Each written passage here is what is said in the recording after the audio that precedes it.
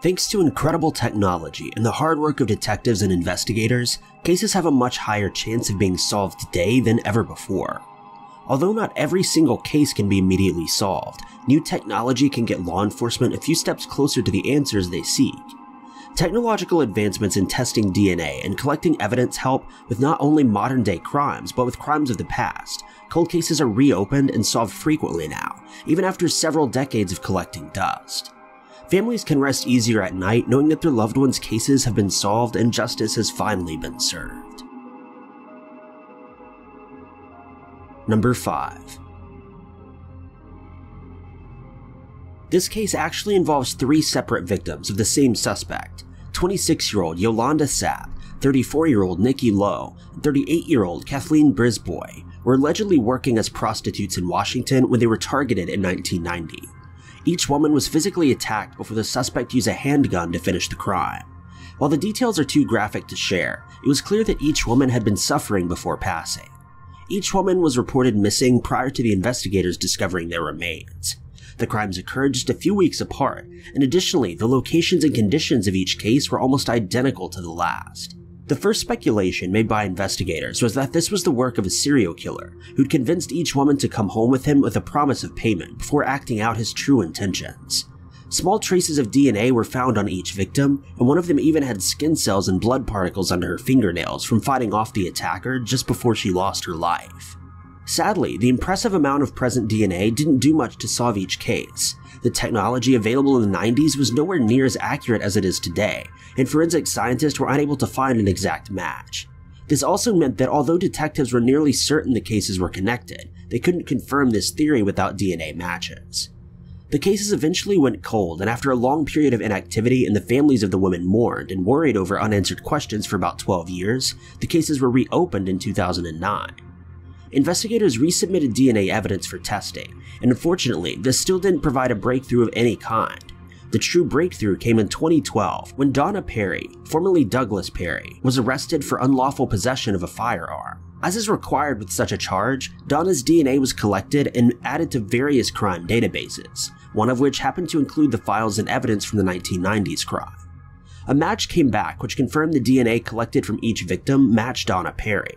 She was charged with 3 counts of first-degree murder and faced trial in October of 2013. As of the last update available, Donna was still awaiting a sentence. Number 4. The cold case of Patricia Beard is extra special because it was the 100th crime case solved by the Denver cold case team in July of 2013. 32-year-old Patricia Beard was living alone in a studio apartment in 1981 when she was attacked. Patricia was declared mentally disabled, so her family kept a close eye on her and frequently checked in. One day, Patricia spoke to her sister over the phone before heading out to her daily job. Her sister explained that everything seemed normal and she was certain Patricia was going to have a good day. Later that evening, when Patricia would normally have been home from work, her family tried to contact her several times but were unsuccessful. However, they didn't want to jump to the worst possible conclusion, so they took a break for the night, hoping that she'd just fallen asleep after work. Over the next 2 days, her family was still unable to contact her. A few relatives even stopped by her apartment, which was locked, and she didn't answer the door. Finally, they decided something was wrong and contacted authorities. When investigators arrived and unlocked the door, Patricia was found in her bed, partially clothed and no longer alive. There were no signs of forced entry, but there was clearly a struggle, at least for a short period. The running theory was that Patricia trusted the wrong person and let the intruder into her home. An autopsy report showed that she'd been asphyxiated and passed away due to lack of oxygen reaching her brain. They also found traces of male DNA on the victim's body. An investigation followed which attempted to match the DNA to a suspect or at least find a witness report or any individuals of entering the apartment that day, but no DNA match was found and no leads were discovered, and no witnesses came forward. After a few consecutive months of inactivity, the case went cold. In 2011, the case was dipped into when detectives resubmitted DNA evidence into the database. In 2013, the database found a match. The DNA was found to be that of 53-year-old Pennsylvania man, Hector Hinojos. Upon his arrest, Hector claimed that he'd never met Patricia Beard or had any other contact with her. However, evidence found that he either had consensual or forced romantic relations with the victim just before her passing. Additionally, his DNA was found around her neck, proving that he caused her to lose her life. He was charged with first-degree murder, and Patricia's family was finally given an end to a decades-long case that often haunted them. Number 3. In 2001, a woman named Pamela Shelley was found in her Texas home with a gunshot wound to her head. She was rushed to the hospital but quickly passed away while en route. Pamela had recently split up with her husband and moved from Arkansas to Texas, where she was staying with an old family friend, the person that found her after the incident. An autopsy and brief crime scene investigation was conducted, and experts determined Pamela had taken her own life. As far as most people were concerned, the case ended there. But for investigator Carl Bowen, it wasn't over just yet. Bowen claimed that he never felt right about the original ruling and worried that something was being looked over. So 7 years after the incident occurred, the case was reopened upon his request, and when done so, investigators focused on submitting old DNA to various databases. Additionally, experts reenacted the apparent suicide and found that it would have been impossible for Pamela to pull the trigger on herself, considering the angle at which the bullet went through. A DNA match was found that matched Ronnie Jo Hendrick, the family friend she'd been staying with. At first, there was a mistrial due to the show Cold Justice airing an episode which covered Pamela's case. The charges were almost dropped, but for some unknown reason, Hendrick confessed and pled guilty to the murder charge. He was sentenced to 22 years in prison, and Hendrick later explained that he and Pamela were actually dating and committed the crime in the heat of the moment during a very aggressive argument. Pamela's brother, Donald Curley, shared that he always suspected Hendrick was responsible for the sister's wound, and he hoped justice would find a way. And thanks to Carl Bowen, it did. Had he not urged the precinct to reopen the decade-old case, Pamela's killer would still be a free man, and her family would still be living under the false assumption that she took her own life, a unique and horrible reality that many have to accept. Number 2. Most cold cases are solved thanks to DNA evidence being resubmitted to new and improved testing and database technologies. However, occasionally the suspect of a cold case will come forward to confess decades after the fact due to their feelings of remorse. This is exactly what happened with the cold case of Roy Mikayla. The 51-year-old was living in Houston, Texas in 1985 when he suffered a gunshot wound which proved to be fatal. Officers arrived after Roy's wife, then 42-year-old Saralyn Wilson, called 911. When authorities got to the scene, they questioned Saralyn first. She claimed that there was an intruder that had broken into the home looking for valuables. He was then unable to find anything good enough, and according to Saralyn, he attacked her in a non-consensual sexual act before shooting her husband and fleeing from the scene.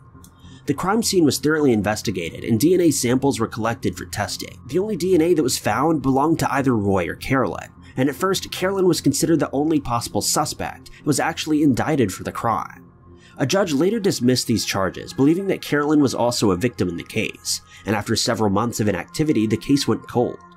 No leads, suspect, or further evidence were ever uncovered in relation to the crime, and Roy's loved ones assumed his attacker would never face justice and was free in the world.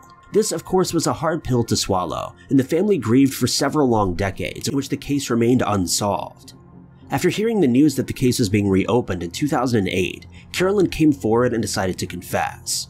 The then 71-year-old woman was suffering from early stages of dementia and likely confessed either to cleanse herself of guilt or to avoid accidentally exposing the truth later on. Roy was Saralyn's 7th husband, and they'd only been together for 2 years, but most described them as a happy couple. That fact, in addition to the fact that Saralyn provided very few details of the crime, a clear motive was never established. Roy's daughter stated that she believed Saralyn may have committed the crime in an effort to collect Roy's life insurance policy. Ironically though, that policy was never released due to the suspicions against Saralyn.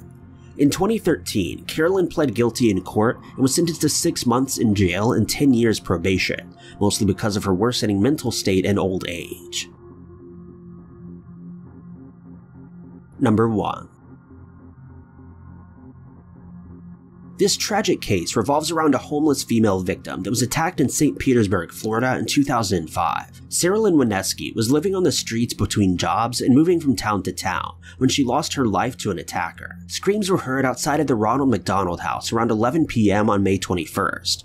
The screams were reported to 911 and a local news station. Officers investigated the area, but because it was so dark, the officers only briefly scanned the area and found nothing to be concerned about. They assumed the call was either a false alarm or the confrontation had since ended. Officers left the scene totally unaware of the tragedy that had happened, and the next day during the early morning, Sarah's remains were found under a large wooden deck attached to the back side of a house.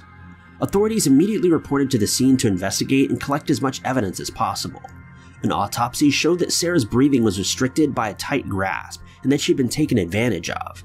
DNA samples were found at the scene and sent off for testing, but a match was never found. No progress was ever made, and law enforcement was eventually forced to set the case aside, to run cold and collect dust for at least 8 years. The case was finally reopened due to a protocol to resubmit cold case DNA samples to new databases. Almost instantly, a match was found. Then 31-year-old Raymond Samuels was the source of the secondary DNA. Samuels had been in prison since 2006 for attempted kidnapping. These new charges concerning Sarah were put against him, and he's still in an Ohio prison to this day. Thank you guys so much for watching. If you liked this video, be sure to click that like button. Also, don't forget to subscribe and click that notification bell to keep updated with our videos. And if you enjoyed this narration, maybe consider checking out my personal channel at youtube.com/Ty_knots.